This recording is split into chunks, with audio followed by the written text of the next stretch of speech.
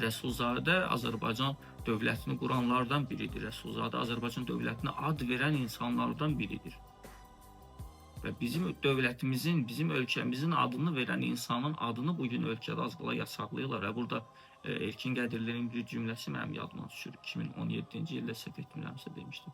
Rəsulzadə ad verdiyi ölkədə adının yasaqlanmaq halının örnəyidir. Yəni bugün Rəsulzadə həqiqətən də ad verdiyi ölkədə az qala adının yasaqlanma örnəyidir. Amma tam da təbii ki, bir qrup şəxs, ölkəni idarə edən bir qrup şəxs tam da bu mənada öz istəyinə nail olmadılar.